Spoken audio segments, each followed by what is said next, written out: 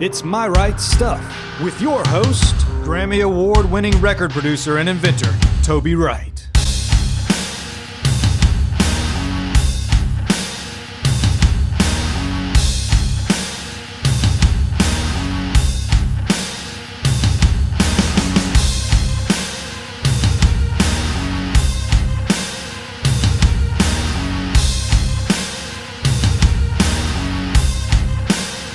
My Right Stuff is brought to you by TAUMMHOMS, a natural sleep and sound healing portal available globally at www.taumms.com.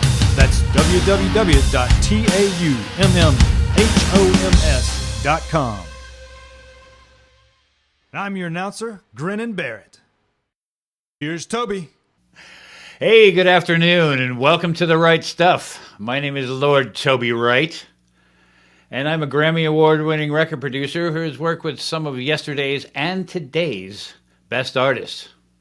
And today, my guest, who hails all the way from Sao Paulo, Brazil, is one of YouTube's biggest influencers. She's also the lead singer of my new band called She Won't Live. Please have a warm welcome for the illustrious and very talented Violet Orlandi. Hey, Violet, how are you? Thank you. I'm good. How are you? I'm good, thank you. Just that was hanging quite out. The introduction. So epic. Well, nothing but epic over here. Come on now. But so everyone understands the format here, I'm going to ask a few questions. We'll learn about Violet, and then we'll play some songs, like 4 or 5 of them. And we'll kind of comment on those, and what the songs are about, and all that kind of good stuff. So our listening audience can check it out. We'll be having world premiere of some of these songs, never heard before. And so this will be the place where it gets heard. Very exciting. I know, right? I'm excited, that's for sure. So why don't we start off with, you can tell us how you met Brian and I. Brian is my partner in our production company. And how did we meet? Because you're all the way down there, we're all the way up here. What happened? How did we meet? Brian sent me an email after I posted, what video was it? Was it like Toss a Coin to Your Witcher or something? I think so, yeah. And he emailed me out of nowhere, and he told me about himself and about you, and he was dropping all of these names, Alice in Chains, Korn, Metallica. Whoa. And I thought for sure I was being catfished or something. I'm like, well, the least I can do is set up a meeting and see if their faces match my Google search. There you go, okay. And here we are. It was all true. Sweet. So then how did that get going then? Like, what did we do? The first day I said, well, yes, for sure. Of course, I want to work with you guys. And then Brian sent me so much stuff to work with. So many tracks, so many drafts, so many ideas that you guys were working on. And I was so pumped that on the first day, I took one of those ideas that you guys had, and I did the vocals, I wrote the lyrics and everything, and I sent back, and I'm like, great, this is our first song.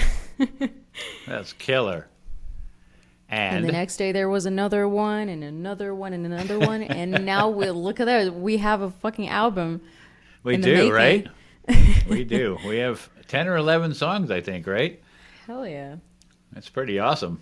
I'm very proud of you, by the way. So I understand you studied music in the UK. How did that come about?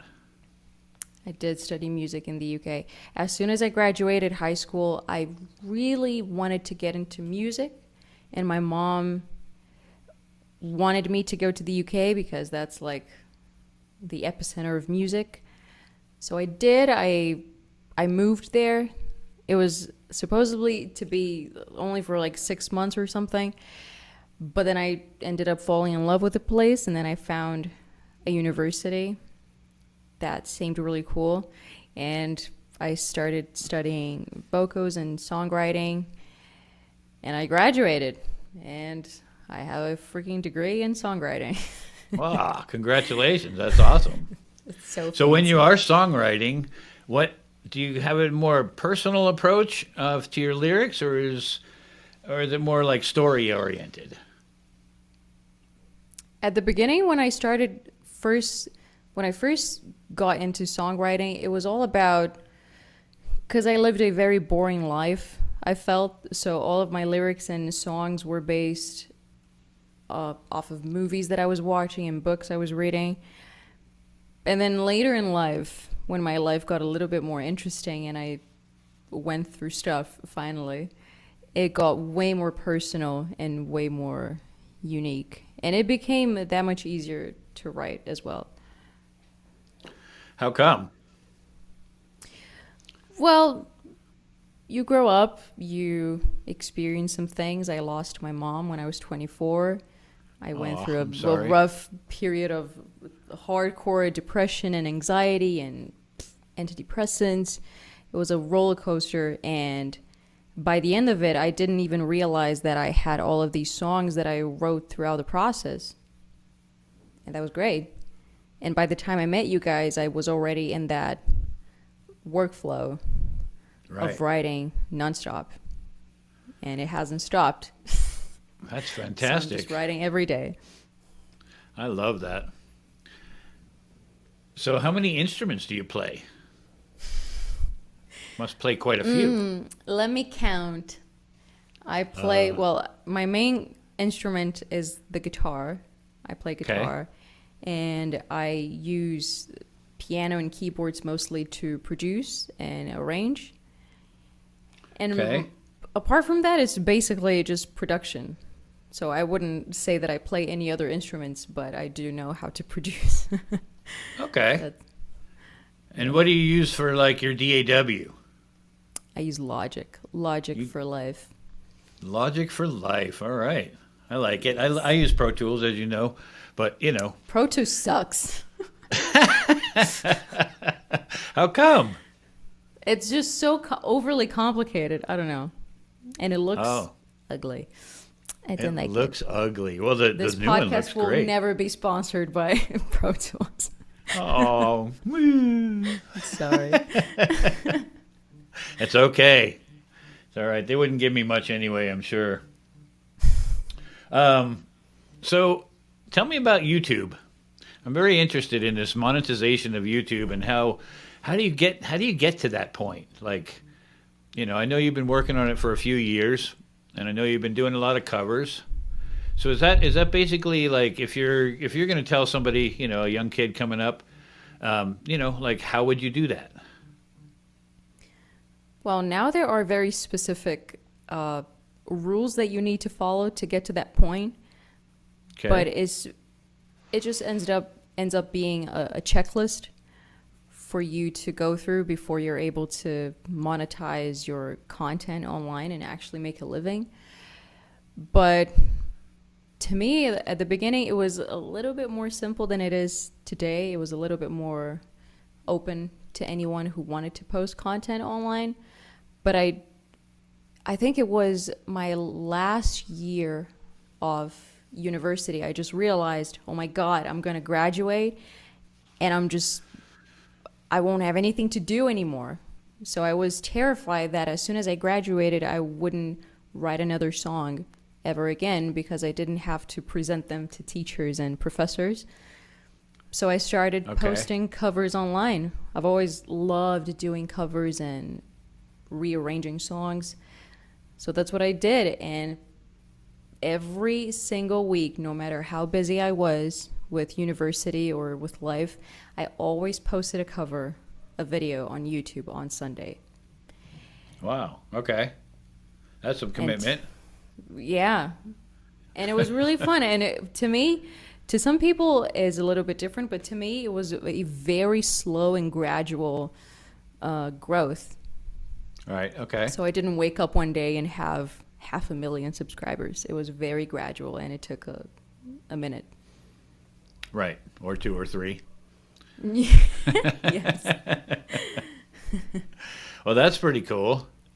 So did you get it by advertising, or did you just get it from, you know, just you're organically when you were doing your covers and stuff like that? Did it just grow organically, or did you do advertisements, or how did that work? No, it was all organic. I never spent my money to promote my videos in any platform. I don't really know how to do that. So I kept at it, and I started paying attention to what people enjoyed seeing from me the most and what I enjoyed doing the most, because at the beginning I had this idea that in order for you to be successful on YouTube, you had to post pop songs.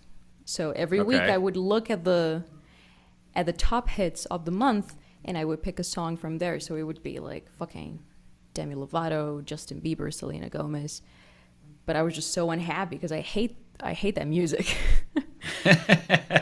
So one week I was like, well, fuck it. I'm just going to do whatever I want, and I'm going to do, I think it was like, a Whitesnake song. And it was the best performing video I posted so far. I'm like, cool. You want to see me doing something that I also like, so I'm going to do that. That's great. And so it began. The rock covers and the metal covers and all of that. Sweet. I like it. So yeah, I've studied your covers. I like them a lot. Oh, you study them? I studied a few of them, yeah. I even mixed a few of them, didn't I? You did, yeah. Well, you got to help a girl out, So, if you had 3 artists to describe you musically, your personal taste in music, who would they be? And why? I'd say Meg Myers. Okay. Fucking love Meg Myers. I'd also say Richie Kotzen and maybe like Banks. I don't know. If you ask me this tomorrow, I'll give you a completely different answer. So today is this. Today's that. Okay, well that's good enough. I like it. Yeah. And so why would you pick those artists? Meg Myers it's always going to be at the top of the list for me because she's just so, no matter what she does, I love everything she does because it sounds like it was made in the 90s, but it's still modern and it's so raw and expressive, and she sounds insane in some of her recordings, which is fucking amazing to me. And her lyrics they always get to me. She's an amazing singer. And yeah, it's just very visceral, and I like that. And it's similar to Banks, I think, because she's also a very visceral songwriter, but she's way more polished. But still, she finds ways to be just really fucking weird. And even though her songs are beautiful, she always makes them sound a little bit weird, and that's what I like. And how does she make them sound weird to you? Just riding that wave that goes from being beautiful and melodic and being completely dissonant, and she has these monster voices all around her recordings, and it sounds so distorted at times. So that's what I gravitate towards, is sounds that are beautiful but have been fucked with. Ah, I like it. Because and I like to mess with sound. So that sounds great because, I think some of the music that we've created together has those elements right there, right?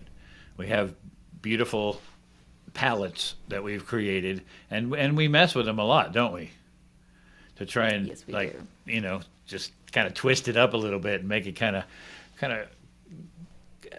interesting, but not over the top, trying to be weird. You know what I mean? That's what I think anyway. If She Won't Live, Yeah.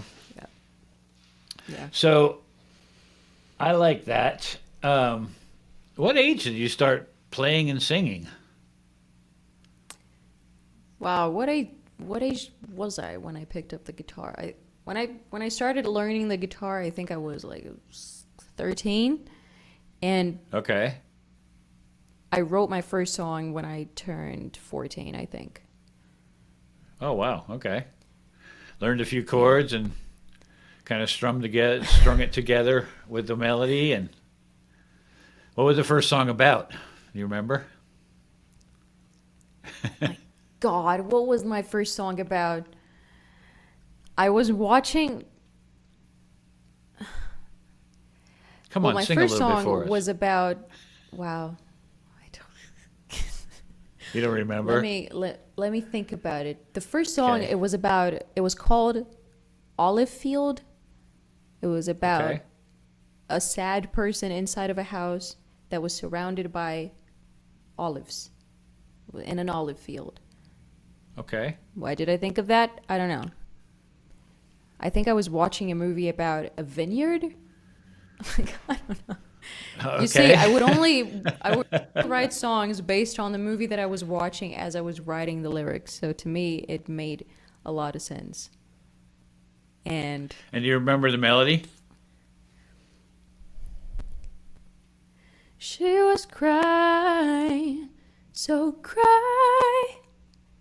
I know how it feels to be alone. I know how it feels to have no home. Maybe? That was pretty cool. Maybe. God. I like it. I like it. I like thought that hearing was you the sing coolest too. shit. Did your parents have any role in your growing up musically? Hell yeah.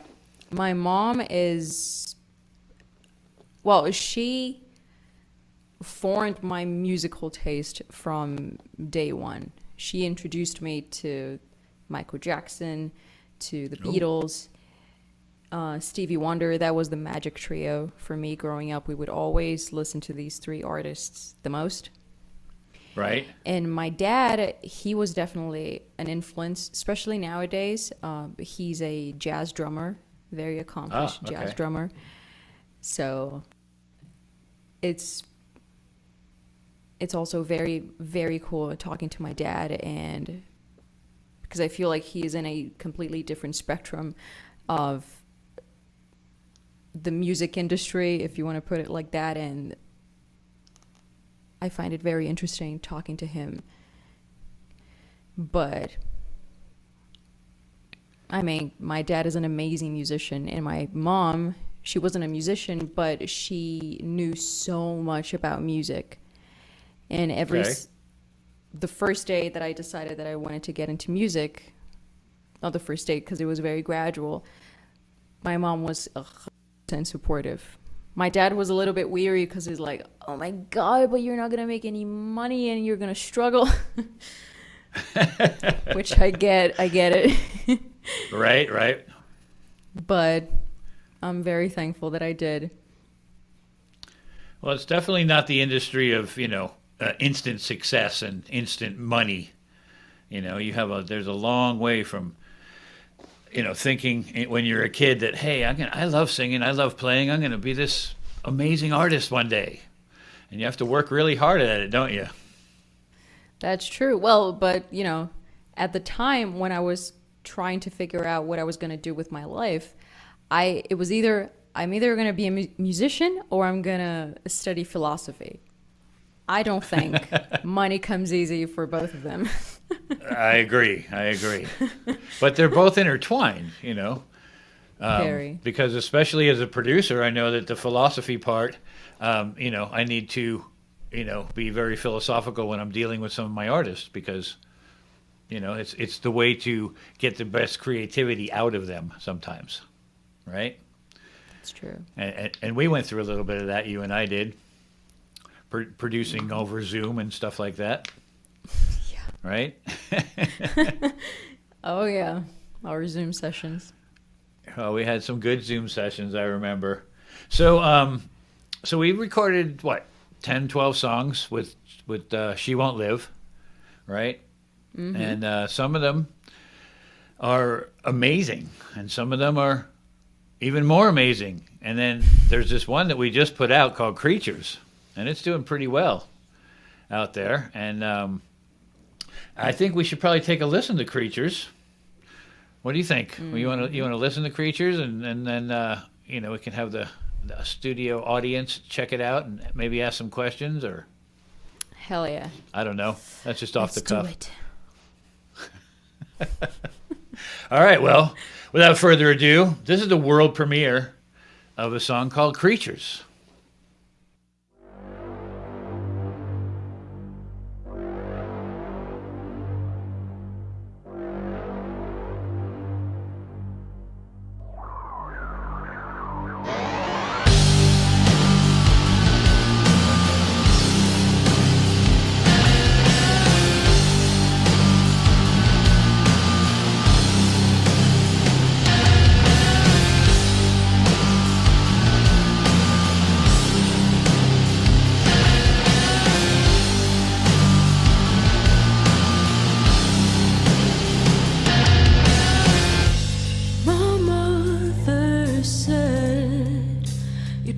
Sacrifice, do you? My father said, just turn off all the lights and look. There's something in my room, but I fear creatures that lurk in the dark.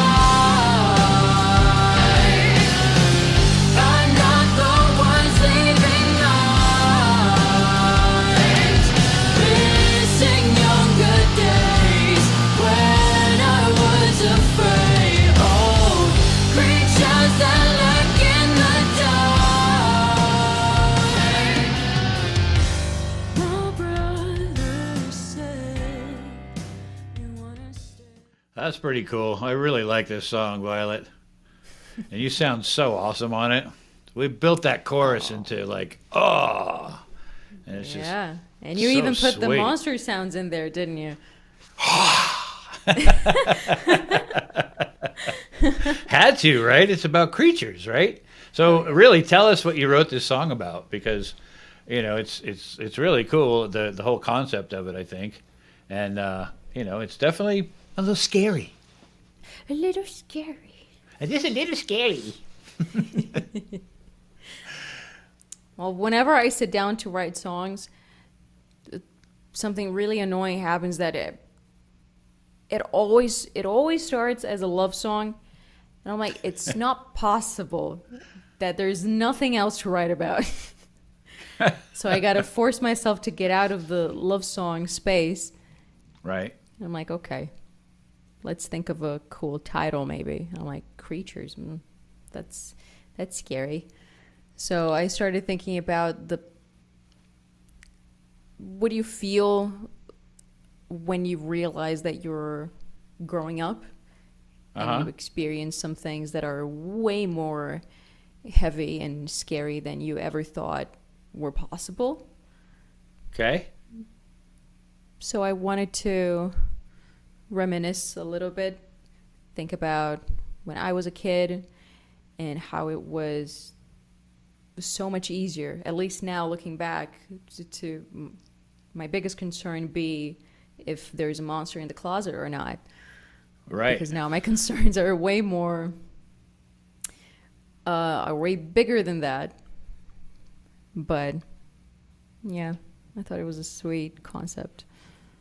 Me too. And it lends itself to very killer visuals, as we can see by the video we just released, which, I think kind of captures the whole essence of Creatures in kind of a, I don't know, it's a very dramatic and filmatic way of capturing what was in your head. I really like it. So we also did like a cover of our own song, didn't we? Well, yeah, I'm me. So We can't plagiarize ourselves, so finally, you know, I but, can cover a song that's you my can cover own. exactly, right? So hopefully we'll see that up on your channel too as a cover song, right? Because, but this is the acoustic lullaby version of Creatures, and we'll listen to that right now, and then we'll talk about a little bit about how that came about, and again, the world premiere of the acoustic lullaby version of Creatures.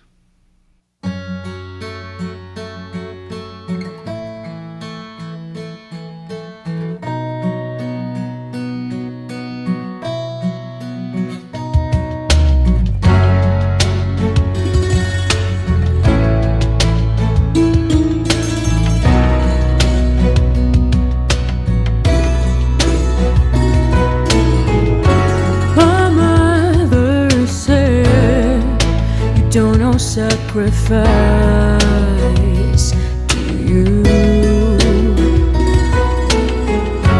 My father said, "Just turn off all the lights and look."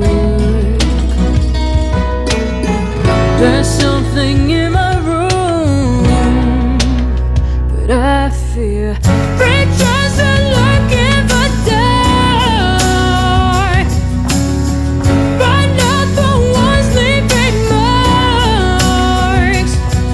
Missing younger days when I was afraid. Oh, creatures are lurking for dark. My brother said, "You wanna stay inside." Wow, that's quite different than the original version, isn't it? I like to think that this is what we would sound like if we were doing one of those MTV Unplugged. It's always been my I dream. think you're right. Yeah, I mean, there's it pretty minimal instrumentally, and the vibe is completely different. I noticed you changed the key, and also the tempo. Like so, it's definitely another version, which I think is really cool. How many artists do that and give you a separate? They might do remixes and that kind of stuff, but this feels to me like just a completely different version, which I really like. I love that. That's what I do best. So, so do you want to talk more about Creatures, or should we move on to the next song, which is one Let's of my move on to the next song. yeah. 'Cause Okay, the next so song. the next song. So the next song, I think. Let's see. Let's pick. How about "Fatal Sister"? Yes. What do you think about that song? My favorite. It's your favorite. Wow. Okay. My favorite. Of all of the ones that we've done, that's your favorite? All of the ones we've done, this is my favorite one. How come? Tell me. Real quick before we listen. I don't even know how to explain it. Well, the main concept of the song is about those the three sister witches in Greek mythology that were in charge of every human life. Okay. Not even every life. That is. But the way the song came together, it's like, I don't know. Creatures for me, it's awesome. It hits all of the marks. But Fatal Right. Sister, it's a little bit more weird. And that's what I crave the most of the time. Okay. Well, let's check out "Fatal Sister" and see what you mean by weird, because weird has a lot of different definitions, right? So let's check it out. We'll see what weird feels like, and then we'll come back to you, and you can explain what weird feels like to you. Okay. All right, here we go.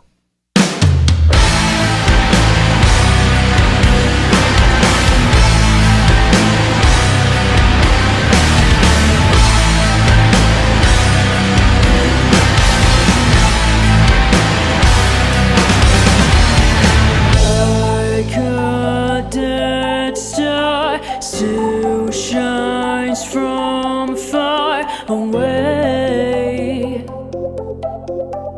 Away.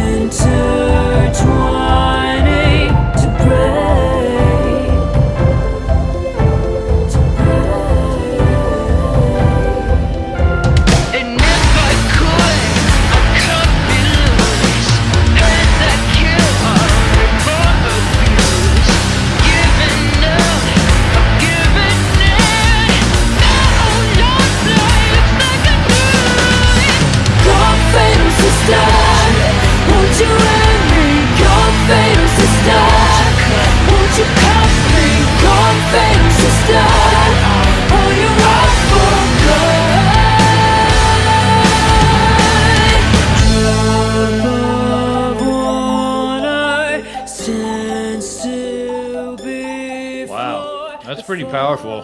And that's a world premiere of that part of the song, because that's never been heard before outside of our little group of us.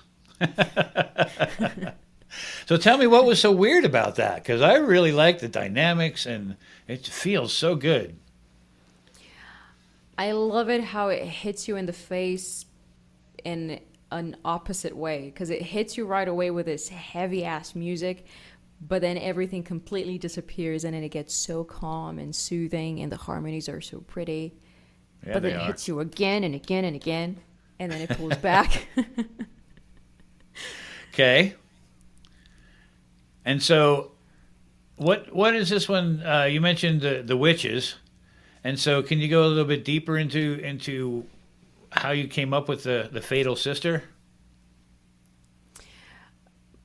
I was just, whenever I write a song, I try to think of a concept in a obsessive way. So I try to really visualize it and think about what it means and what it looks like and what does it sound like.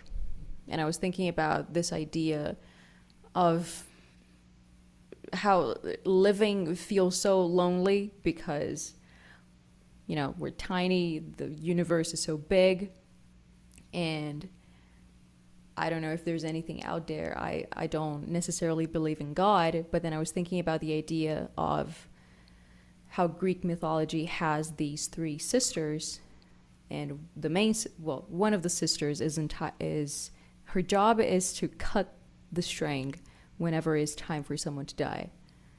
Okay. And you feel so helpless having this ominous figure being in charge of your life and how long it lasts and how it ends.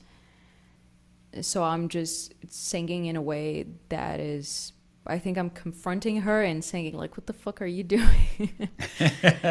Okay. And when it came time to produce it, it felt so cool to put these little snappy voices in the back, like if it was the three sisters, like, singing back. I don't know. No, I think that's cool. I think it's very cool. The whole thing is just, it's amazing. Whoops. And I think that if I don't rip out my own ears, I'll be in good shape. Please don't. Ouch, that hurt. Anyway, so yeah, I mean, I really like that song, and it's I don't know, it's going to be our next single. And when are we going to have that one out again? Is that going to be April 3rd? Somewhere in there, I think, right? Did we settle on a date? I didn't even know. I don't think we did, but somewhere around April-ish. How's that? Okay, April-ish. We'll say that for now, right? We should make an announcement. It's April-ish. Exactly. Coming your way. Coming your way, April-ish, 2020 something. 2020 something. Who knows? At this point, who cares? That's right. That's right. So, you know, but hopefully we won't still be quarantined and all that kind of good stuff. So, you know. Anyway, okay. So, any more on Fatal Sister, or do you want to? Should we introduce them to the next world premiere song? Let's What do you talk about think? the next one. Do you know what the next one is that I'm going to pick? Is it Gritty? That's the one I was going to pick. How did you know? All my right. God. So, Just okay. kidding. This one is my favorite one. This one's your favorite? Yeah. I thought the last one. Okay. Yeah, well, that's okay because every song I listen to is my favorite right then. Nah, just kidding. Anyway, so this one you and I had a little bit of a problem. Well, it wasn't a problem. It was just a challenge to meet with our third partner, Brian's vision, right? Didn't he have kind of a different vision than we did on this song, especially in the chorus, right? Yeah. Yeah, so he heard it a little bit more heavy and stuff than we did, especially than you did, right? Because I was trying to find a nice balance about what's going to make that chorus pop, but not hurt you at the same time, right? So when you hear the word gritty, you automatically I think when I think of a singer's voice and gritty, I hear it like this, like I smoke 40 packs of cigarettes a day, But your beautiful voice, we can't do that with. So I think that's where we went wrong. You should have sung the song. Oh yeah, next time, okay? Because you did a kick-ass job on this song, and I think that this song, above and beyond all the others, is got something very different to it as well, right? That's kind of like why I wanted to listen to it here and kind of introduce it to the world too, because it's very different than the first two songs. Yeah, I'm kind of thankful that the shows are not a thing anymore, because I keep thinking about the day that I need to perform this live, and I'm like, I don't know if I'm going to be able to fucking do this. Well, like you said, I'll be on stage with you, and I'll have to do the gritty. And then Brian can do his part. Exactly, yeah. I'm going to need a little bit of help. That's okay. We'll bring in the, the gruff choir. Anyway, without further ado, let's check out Gritty, the world premiere of it.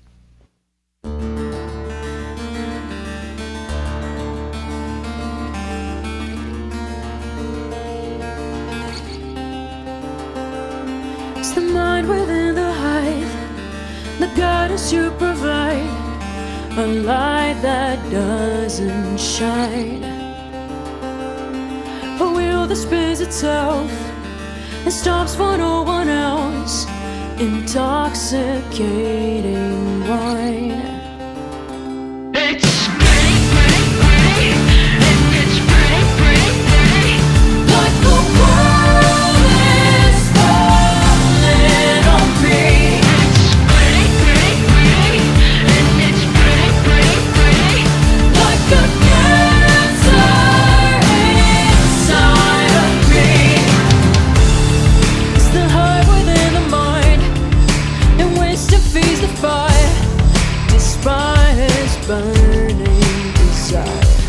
Collective sabotage, a willful camouflage, a brain to be rewired.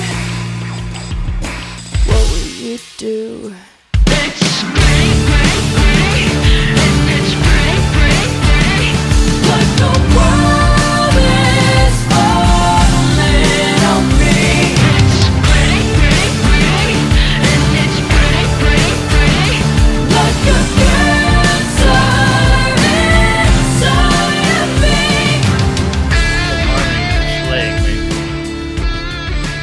Those are my favorite harmonies that we've arranged together. And I'm just kidding. Whenever I get the chance to perform this live, oh my God, I'm going to make the whole crowd sing back at me. Heck yeah. That's what it's all about, right? Yeah. Just having that crowd back there and just, that's such an amazing feeling. Just having the audience sing back to you.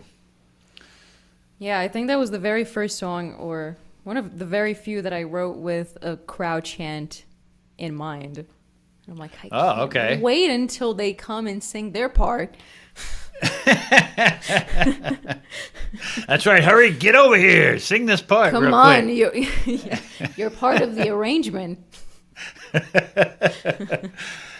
think we forgot to tell them that in the recording, though, right?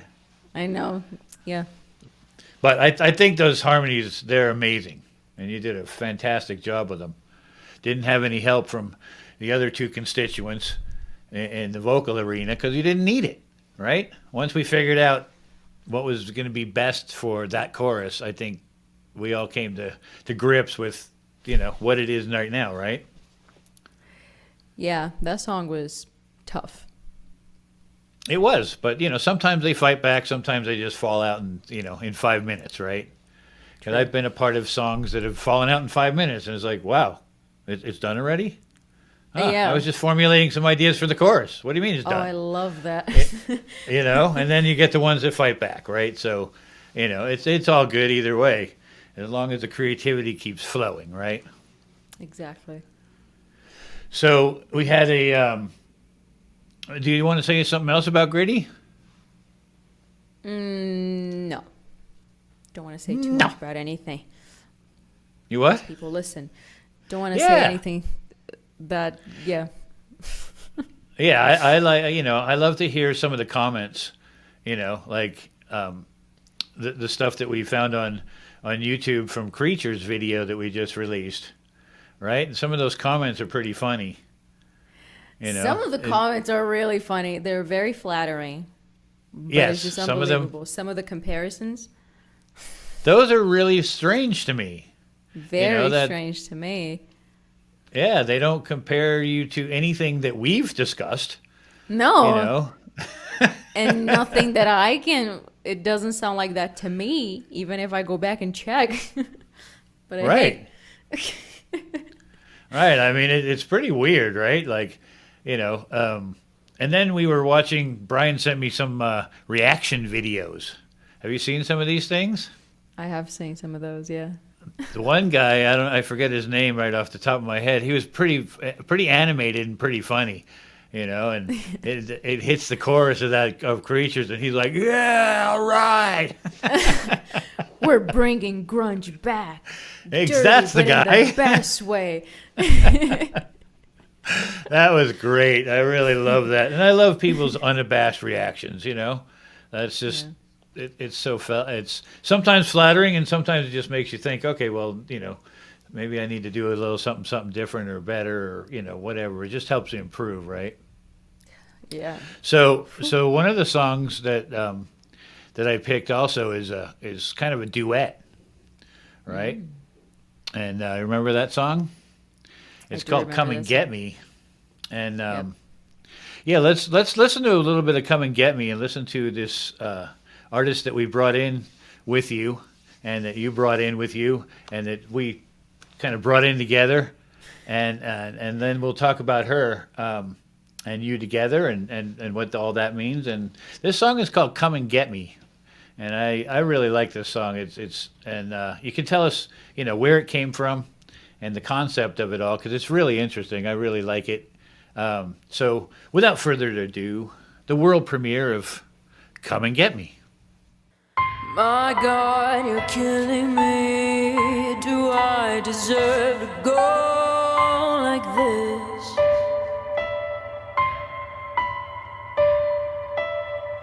Do I owe you my life, the good days and the bad times?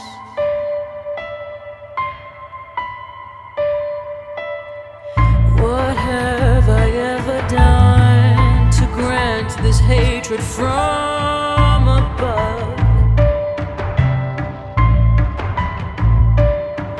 Rain down on your enemies. I've never been one to plead. So come and get me. Take the love you hide, break what's holding inside. Step down fire from up above. Can't you see now what I'm made of? Pawns and gridlock fading, forced to bow by breaking. That's the point of no foreseeing. Nothing left now, come and get me.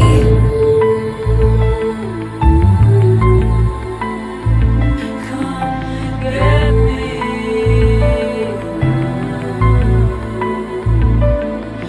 Your love is a tiny box. Tell me what kind of freedom locks. That's pretty cool. That voice is so complimentary of yours. Unbelievable. Voice. Yeah. Who is that? That's Naomi. It's Naomi Hultang from Echo Range, right? Mm-hmm. So, Love her. can you tell us how Brian and I, kind of, we worked with her as well, and we did a podcast with her recently as well. And when we played that song, she was very, very complimentary of you, and she loved working with you and wants to do some more. But it was, I think we had a really cool time. I know that you had a hard time by yourself with this song. Can you tell us what it's about and why you had a hard time, and then what happened to, basically bring it around and to get Naomi involved? Well, this song is different because I started writing that song by myself even before I had met you guys. I was writing it on my acoustic guitar. And well, the subject, it was very heavy for me to begin with because I wrote that song like when I knew that my mom was about to die. And I was trying to write that song, and I'm like, God, I'm just so...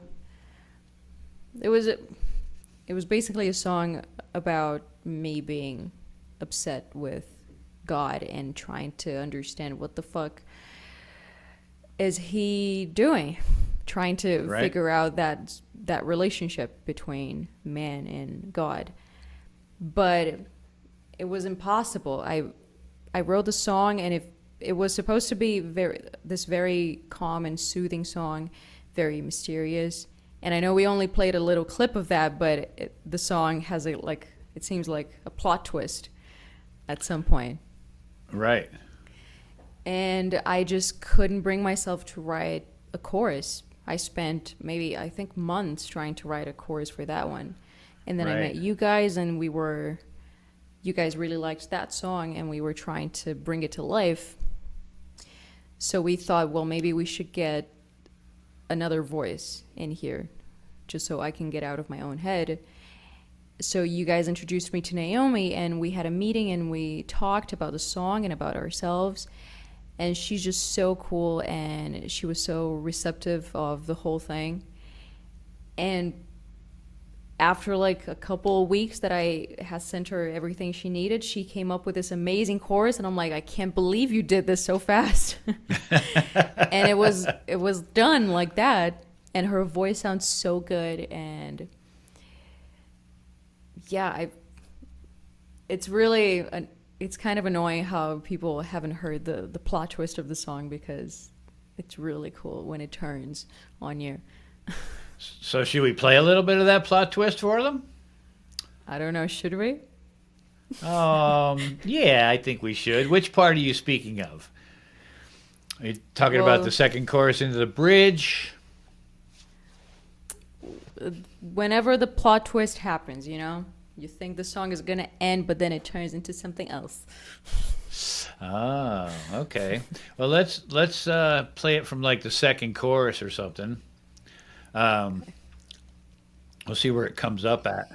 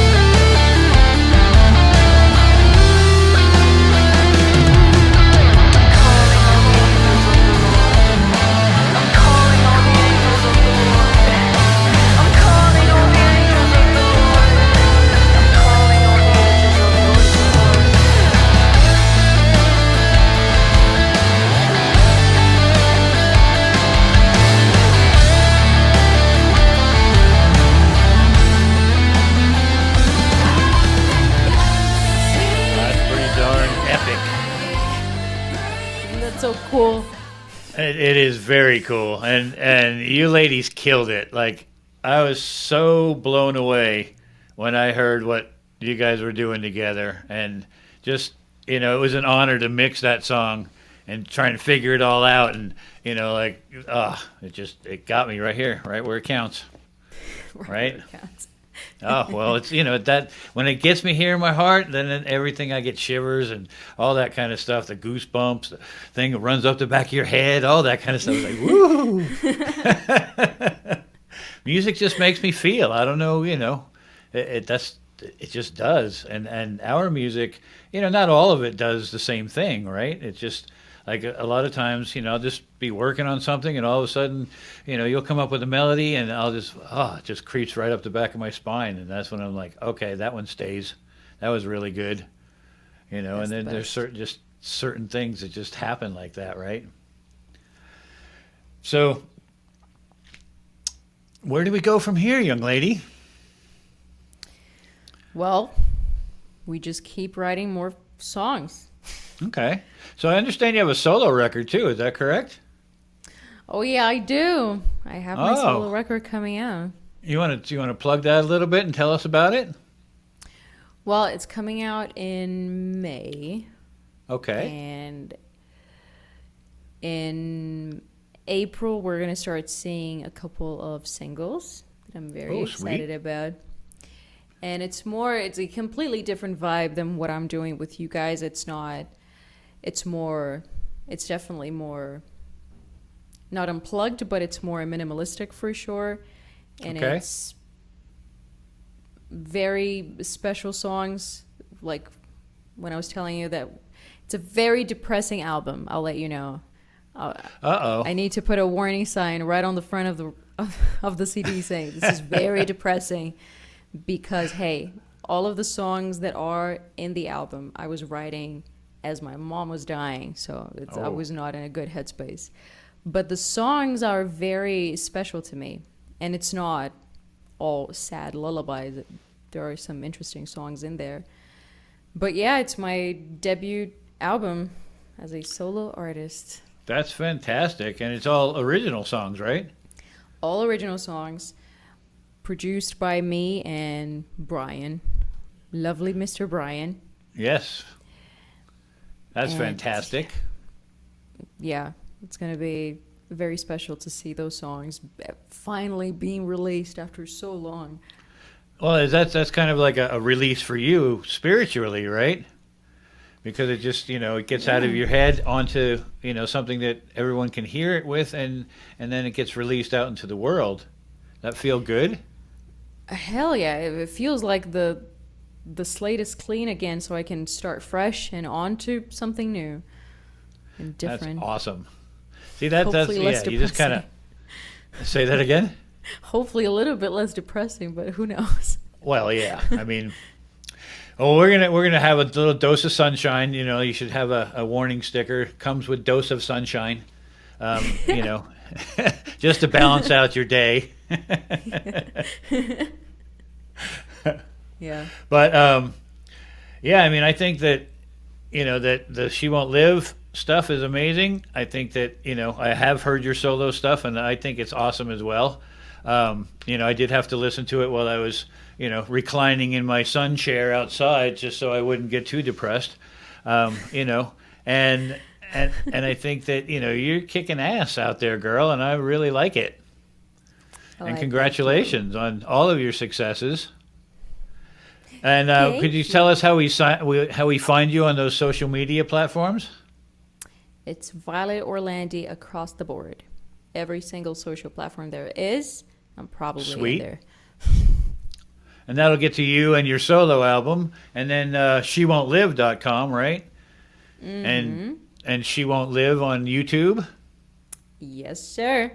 Excellent. And so I'd like to just thank you very, very much for your time and writing songs with us and being in our band and being in a band with you. And just thank you very much. I appreciate you and all of that you've done, your beautiful voice. And, you need to keep up the good work, girl. You've been doing some pretty good work yourself. Thank you. Oh, thank you. Well, if all of the Grammys weren't enough, here's a thank you from me.